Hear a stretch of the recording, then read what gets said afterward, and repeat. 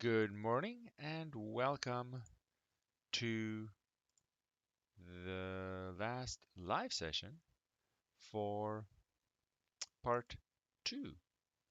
Very exciting. That means we're almost halfway. And that means we are almost closer to the end than we are to the beginning. So everything is going to happen or feel much faster. And things are just going to get better and better. All right. So we did some general base arithmetic,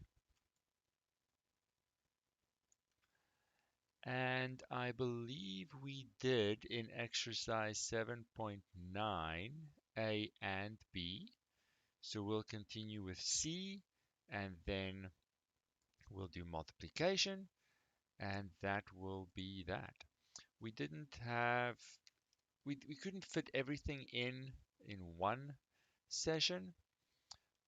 Two will be a little bit too much, so we'll have time at the end if there are any questions.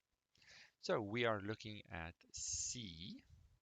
It's 3000 base 9 minus 2333 base 9.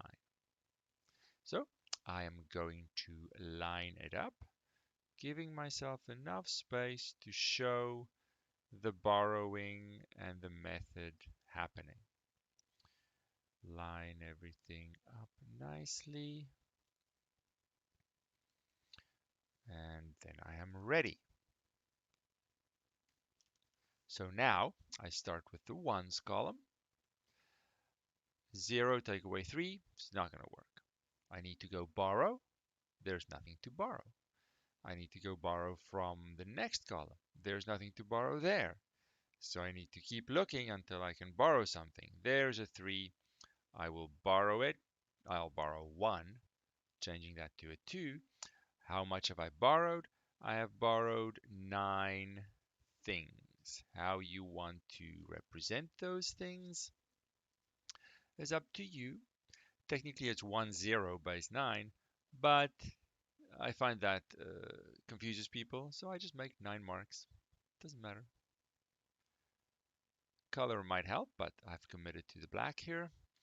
Then I'll borrow that one guy. He comes over and he splits into 9 other things. Whatever you want to call those 9 things. I'll use a different little symbol because they are different. That gets me to my column right next to the one I'm actually in. So I borrow one of those, they're gone, and it splits into 9 things. The method allows me to not really be too concerned about what those things are. I just need to know how many. So now I can say 9 minus 3 is 6, and I have a symbol, a single digit symbol for 6. Then I move on to the next column. I now have 8 here. Take away 3 is 5. All the work was done. Then I move on to the next column. 8 take away 3 is 5. 2 take away 2 is nothing. And so the answer is 5, 5, 6 base 9. It can't be more difficult than that. That is the worst case I can think of. Different base, so I have to keep that in mind. A lot of borrowing, which is really where the heart of the subtraction method. Nothing else can then surprise me if I can understand this one. All right. Then the only thing that is left is multiplication. So let's see, that should be exercise 710, and it is. And again, for the multiplication, we're not going to make the second number to big. So I have 5, 5, 6 base 7, and I am multiplying it by 2. I'll write the 7 everywhere. But really the 2 is kind of universal, right? Because it's a single digit. But anyway, so my method says line it up. Give yourself some space if you want.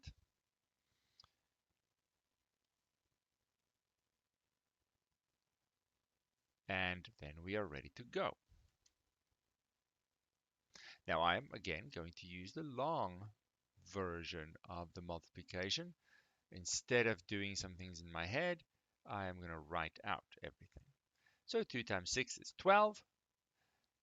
12 is one group of 7 and 5 left over. If you still have a tendency to say 15, then you need to correct that because it is not 15. It is 1, 5 by 7. Then I move on to the next column, pad it with a 0 to keep everything in line. And I can then say 2 times 5 is 10, but there's no symbol for 10. 10 is one group of 7 and 3 left over. Then I move on to the next column. So I'm going to start in that column, so put my zeros down. Then I can say 2 times 5 is 10. That's one group of 7 and 3 left over. And I'm ready to add. Not much carrying, I expect. In fact, none. Therefore, the answer is 1, 4, 4, 5, base 7. Nothing here should be strange, by now at least. And I just need to keep in mind what group size I am counting in. In this case, it is a 7. We keep that second number nice and small, so you can do all of the arithmetic in your head, making it even faster. And like always, feel free to interrupt if you have any questions.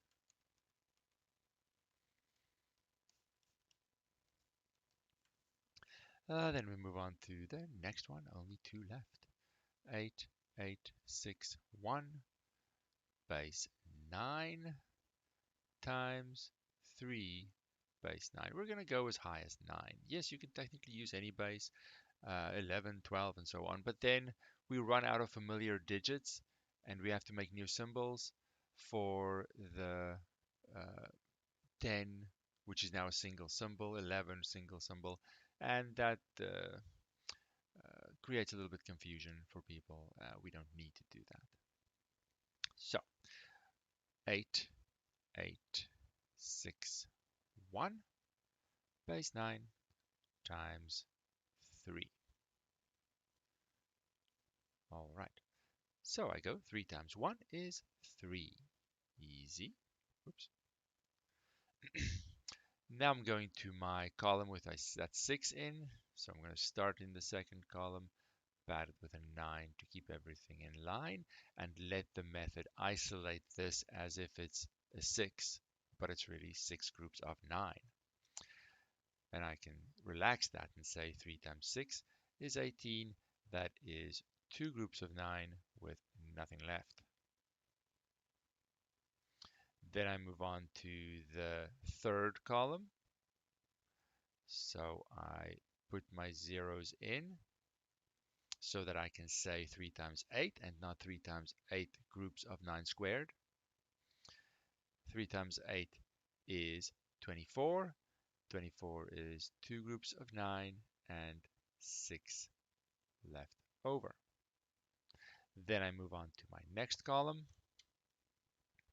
the last column, which is where my answer is going to start. So I put some zeros in. 3 times 8 again, 24. 24 is 2 groups of 9 and 6 left over. And then I add, see if there's anything that carries over there. is not. So the addition is kind of boring. Squeeze in my answer here. 28803 base 9. Whoa, that's a lot. Hmm. There we go. It's the method that's important. The technicalities of the number system, that's really an afterthought. I do have to keep that in mind, but it doesn't change the method. It's the method. So you have to present it in a way that shows you understand the method. It's not just about the answer. The answer is important, but if you just write the final answer, then you get half the marks because you've shown half the goal that we have. One goal is to find the answer for yourself. Another goal is to be able to explain it. And that happens when I write things out. Now, there is an oral test where you will have the opportunity to verbally explain things, but the written test is unfortunately not that time, so you have to present it in a way that convinces everyone that you understand the method. 1401 base 8. I shouldn't have mentioned the oral test, should I? Oh no. But that's a November problem. And it's not November yet. You have 9 days of blissful ignorance before you have to worry about things like that. First Halloween, then worry. We're going to multiply by 4 here, and we're working base 8. So 4 times 1 is 4. Oh, these numbers are pretty small, so this is going to be super easy. Next column. So I'm getting ready for that column. 4 times 0. Oh, that was a letdown. Next column. So I'm getting ready for that column. 4 times 4 is 16. Oh, that's kind of exciting. 2 groups of 8. Nothing left over. Last column. Weep, weep, weep. I do my padding first, just being consistent. Then I do the multiplication, but it's just a 4. Then add them up. That line is not straight. Unacceptable. 4, 0. This is supposed to be a plus. It's not a 1. So easy to make a mistake. 6004. 6004 base 8. Let me zoom out a touch. There we go. That looks better. And that is it. The end. The end. Let us look at just some questions here. There's some problems that you can work on. I just want to clarify some of them. You have to decide which one's bigger and which one's smaller. And you see that if the base is different, then worst case, you have to convert them, either one to the other one or both to decimal or whatever's convenient. But in some cases, when the digits are the same, you can just argue which one is bigger because you understand what the place value representation is trying to do. 7.10 is cute. I like that. Then when it says base 10, that's just our decimal system. So sometimes you'll see a 10 like there and the 7. That's just a decimal 7. And 7.12, some people get confused because it's actually so simple. This just the quantity, whatever this is, I think it's 12. 1, 2, 3, 4, 5, 6, 7, 12. The quantity 12 decimal change into each of those bases. So it's a very small quantity. Um, the 100, that's a decimal number because it doesn't have a subscript. Base 10 is always going to be decimal. And then we're into arithmetic that you can practice and so on. All right. Then I want to just draw your attention to the schedule. What is on the menu tomorrow? Tomorrow, like we've done the last 2 weeks, is a video session where we are going to pay a little bit closer attention to base 2 numbers, binary numbers, because that's really what all our technology that we use every day is based on, binary numbers, where you just have a signal being on or off, a 1 or a 0. And really all the calculations, the computer screen I'm looking at, everything is built on binary numbers. Very much underappreciated. So there's a little video already in the playlist on that, and that is what you'll do tomorrow. Then, in preparation for quiz number 2, I mean, we've discussed so many things. You have the second half of this session as a question and answer session as well. But Sunday morning, there is another one. If you realize, oh, I am freaking out, I need to help. I need help for the quiz, which is coming up on Monday. We've done one quiz already, so we've seen how it works. So there are even fewer excuses for messing up. Prepare everything in advance.